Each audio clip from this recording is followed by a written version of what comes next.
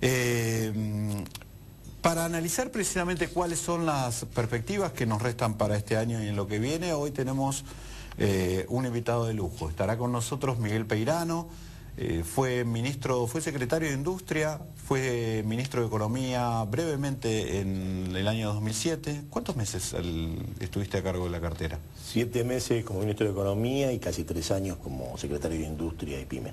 Como secretario de Industria formaste parte del equipo de La Baña. De La Baña exactamente, después fui 7 meses ministro de Economía y hasta el 10 de diciembre del 2007 donde tomé la decisión de no continuar. ¿Y ahora hay que presentarte como uno de los referentes económicos de Sergio Massa? Sí, colaborando con Sergio Massa, con el espacio, con el Frente Renovador, en las tareas específicamente económicas, productivas, en ese espacio, sí. Miguel, la convocatoria es para hoy es para examinar qué pasa con la economía, qué pasa con el escenario internacional, básicamente para ver cuál es el impacto que puede tener en la realidad argentina y un poco plantear a ver cuáles son los escenarios que se plantean desde este lugar de la oposición. ¿Te parece? Sí, claro que un gusto, Javier. Esa es la convocatoria para hoy. Bueno, Miguel, bienvenido. Gracias, Javier. Recién te preguntaba, porque realmente no tenía claro el lapso en que habías estado acompañando la gestión de Kirchner en la última parte de su gestión. Te pido, empecemos la charla un poco retrotrayéndonos a ese momento, porque fue un momento de quiebre en donde se discutía, la economía argentina venía funcionando muy bien, venía a tasas de crecimiento, se hablaba de las tasas chinas de crecimiento, ¿te acordás? Exacto. Y se discutía si podía seguir lanzada esa velocidad, si convenía de alguna manera aminorar la tasa de crecimiento, reacomodar algunas variables, pero asegurar el ciclo. ¿Por qué crees porque los hechos demostraron, por qué crees que se laudó por la primera opción, es decir, por seguir con la locomotora lanzada?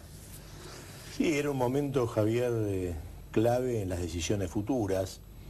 En el año 2007 había un contraste, por un lado una tasa de crecimiento muy alta, una situación fiscal proyectada para el 2008 también muy sólida, una posición en materia de reservas, una situación patrimonial de las empresas y de los distintos sectores también favorable, una recuperación del mercado de empleo y al mismo tiempo ya sí una dinámica inflacionaria que reflejaba las tensiones que vos señalabas, dificultades en el sector energético que podían proyectarse, un rol del INDEC que ya vislumbraba una negación del problema inflacionario, claro. Con lo cual era un momento bisagra, es decir, o se asumían estos problemas con amplio margen para encararlos, o evidentemente iban a generar dificultades crecientes con el tiempo. Bueno, mi decisión de no continuar el cargo fue justamente que consideré que la agenda futura iba a presentar dificultades y preferí no resolverlas al interior del gabinete. Mi visión era que era absolutamente viable resolver estos problemas que señalábamos en un contexto absolutamente posible y que postergarlo en el tiempo era un problema. Es decir, una economía con una inflación permanentemente elevada va generando dificultades ineludibles. Yo no comparto que una economía pueda funcionar adecuadamente con inflación alta en forma permanente o que negar el problema inflacionario fuese necesario. Yo creo que se podía enfocar perfectamente una estrategia gradual de resolución de la inflación. Pero ¿por qué se negaba el problema inflacionario? No, difícil entenderlo en mi caso. En su momento, una de las cosas que se decía era, bueno, en realidad, porque apareció en el discurso público, la deuda por inflación que nos impuso La Baña, porque viste que las culpas siempre son de otros, digamos, porque en el discurso oficial Kirchner participó del diseño de la oferta, pero parece que no se dio cuenta que algunos bonos iban atados a la inflación y lo dejó pasar. Pero después dijo, no, esto es un problema, entonces supuestamente la manipulación de las cifras del INDEC tenía que ver con eso. ¿Tuvo que ver con eso? Yo creo, Javier, en primer lugar que la renegociación de la deuda fue en el momento que se realizó acertada y yo no lo vinculo directamente. Creo que pudo haber sido un motivo, pudo haber sido uno de los factores, pero creo que fue una decisión mucho más integral y realmente, en definitiva, el motivo que llevó a mi decisión de no continuar en el cargo, que para mí evidentemente en lo profesional era un orgullo haber sido propuesto, nombrado, en realidad era que no entendía el origen de ese razonamiento. Por eso tampoco lo debatí en el fondo. Digo, mi decisión fue no continuar. Luego de no continuar, expresé abierta y claramente las diferencias y los graves riesgos que generaba, porque era un tema muy dificultoso, el tema INDEC o el tema inflación, de plantear en el debate de la agenda. Cuando en cambio otros temas se podían plantear perfectamente, en forma abierta, con diversidad ya de solo criterios. mencionarlo tenías... Por eso es una realidad particularmente difícil de entender, porque te vuelvo a decir, así como en otros temas uno tenía la posibilidad y la amplitud de plantear criterios y en todo caso debatirlos, compartirlos o tener disidencias, el tema inflacionario, el tema INDEC era un tema cerrado al análisis. Vos planteaste otro también, el de energía. Sí. Que ya empezaba a mostrarse como un problema, digamos. A este país le costó mucho autoabastecerse, llegar al autoabastecimiento, y se estaba dilapidando una posibilidad importante y ya se veía, era previsible, los alertas se filtraban en la prensa a diario. La gente especializada en el tema y ya iba marcando... Hoy, digamos, viéndolo de lejos, ¿por qué crees que se siguió también con ese modelo de tarifas absolutamente bajas o ridículas en algún caso, desaliento a la inversión? Porque... digamos, estamos hablando de un momento en donde si vos buscabas inclusive energía nueva te daban precios viejos. No, ya es un tema, Javier, que como no era ámbito de mi competencia directo, menos te puedo profundizar cuáles fueron las razones. Hubo etapas donde... Pero cuando vos le decías, le planteé el tema de energía, ¿qué le planteaste y cuál fue la respuesta? No, ese tema yo ya lo planteé una vez que el expresidente de la Nación entendió que mi decisión de no continuar era ineludible. Te vuelvo a decir, y mi decisión de no continuar estuvo vinculado a no dirimir las diferencias o generar internas en un gabinete a partir del 10 de diciembre. Me pareció que era un momento oportuno institucionalmente para que, teniendo diferencias y dudas ciertas sobre la agenda futura, no dirimirlas al interior de un gabinete. En eso yo soy muy claro. Yo creo que cuando uno ejerce un rol importante como es un cargo ministerial, tiene que tener un grado de certidumbre y de coincidencia importante y no dirimir las internas o las diferencias o ir evaluando en la dinámica del cargo cuál es el grado de coincidencia que uno tiene con las decisiones, y es preferible en todo caso dar un paso al costado. Lo que es claro, Javier, que evidentemente se desaprovechó una oportunidad para el país, porque Argentina tiene enormes potencialidades, porque era inevitable que el problema inflacionario, que la negación de la inflación, que la falta de estadísticas precisas iban a generar dificultades.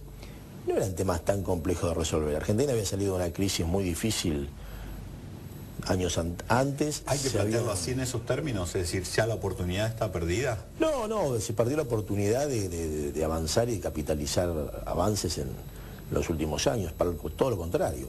Si uno lo analiza objetivamente y sin siquiera un exceso de optimismo o voluntarismo, Argentina, en este contexto internacional y con las condiciones objetivas del país, tiene un enorme futuro.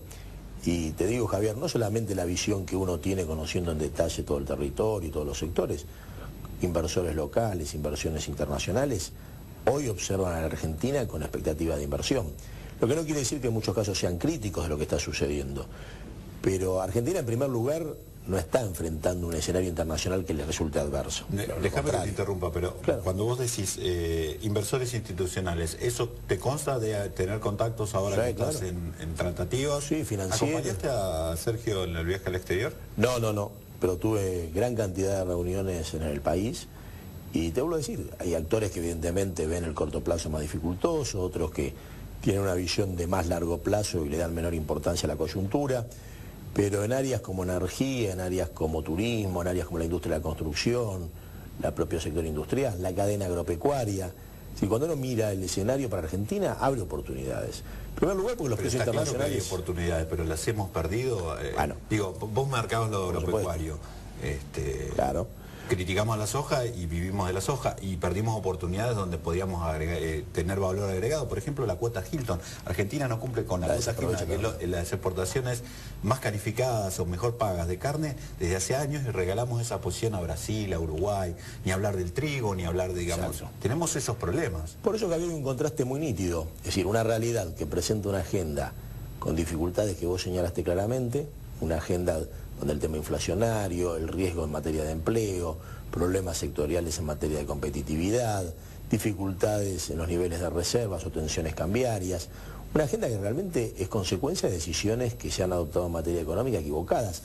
Porque, te termino con esto, aquella agenda que en el 2007 uno vislumbraba temas que eran relevantes y estructurales, si uno analiza las decisiones de los últimos años, particularmente en los últimos 2 o 3 años, realmente hay una falta de sentido común que no solamente no resolvió los problemas que ya existían, sino que los agravó, los aceleró, y realmente la política económica de los últimos años no solamente no enfocó el problema inflacionario, sino que terminó generando más inflación, terminó perjudicando la inversión, terminó afectando las propias negociaciones internacionales. O sea, a ver, para sacar una conclusión de esto, entonces lo que estás diciendo es que la oportunidad está abierta, pero de alguna manera lo que estamos perdiendo es tiempo porque tenemos mal gerenciamiento, ¿eso estás diciendo? Sí, la palabra gerenciamiento, si querés, decisiones que han sido equivocadas claramente y no menores, porque vuelvo a decir, yo creo que grandes problemas ya surgen